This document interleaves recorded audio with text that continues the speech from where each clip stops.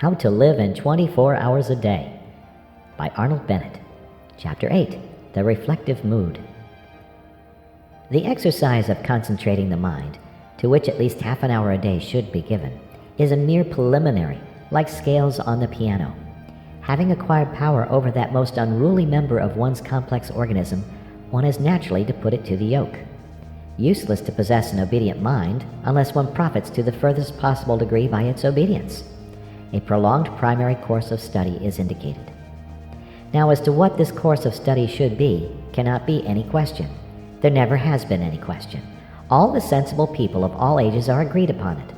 And it is not literature, nor is it any other art, nor is it history, nor is it any science. It is the study of one's self.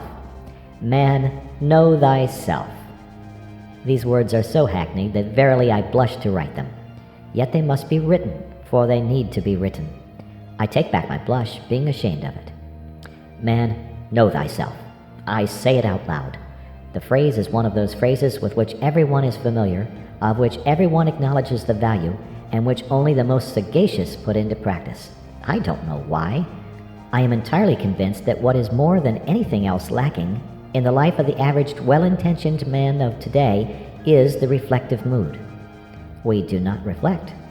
I mean that we do not reflect upon genuinely important things, upon the problem of our happiness, upon the main direction in which we are going, upon what life is giving to us, upon the share which reason has, or has not, in determining our actions, and upon the relation between our principles and our conduct. And yet you are in search of happiness, are you not? Have you discovered it?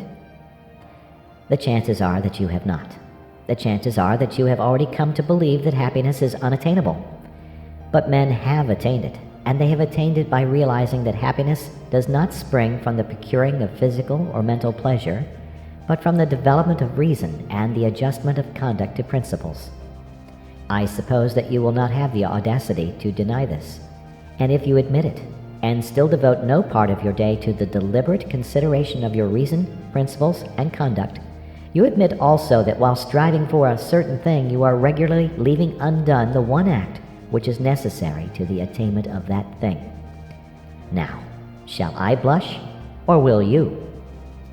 Do not fear that I mean to thrust certain principles upon your attention. I care not, in this place, what your principles are. Your principles may induce you to believe in the righteousness of burglary. I don't mind. All I urge is that a life in which conduct does not fairly well accord with principles is a silly life, and that conduct can only be made to accord with principles by means of daily examination, reflection, and resolution. What leads to the permanent sorrowfulness of burglars is that their principles are contrary to burglary. If they genuinely believed in the moral excellence of burglary, penal servitude would simply mean so many happy years for them. All martyrs are happy because their conduct and their principles agree. As for reason, which makes conduct and is not unconnected with the making of principles, it plays a far smaller part in our lives than we fancy. We are supposed to be reasonable, but we are much more instinctive than reasonable, and the less we reflect, the less reasonable we shall be. The next time you get cross with the waiter because your steak is overcooked, ask reason to step into the cabinet room of your mind and consult her.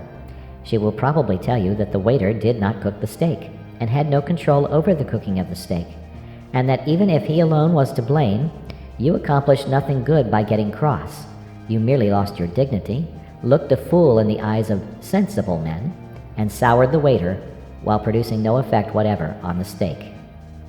The result of this consultation with reason, for which she makes no charge, will be that when once more your steak is overcooked, you will treat the waiter as a fellow creature, remain quite calm in a kindly spirit, and politely insist on having a fresh steak. The gain will be obvious and solid. In the formation or modification of principles and the practice of conduct, much help can be derived from printed books, issued at 6 each and upwards. I mentioned in my last chapter Marcus Aurelius and Epictetus. Certain even more widely known works will occur at once to the memory. I may also mention Pascal, La Bruyere, and Emerson.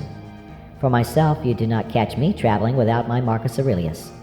Yes, books are valuable, but not reading of books will take the place of a daily, candid, honest examination of what one has recently done and what one is about to do, of a steady looking at oneself in the face, disconcerting though the sight may be. When shall this important business be accomplished? The solitude of the evening journey home appears to me to be suitable for it.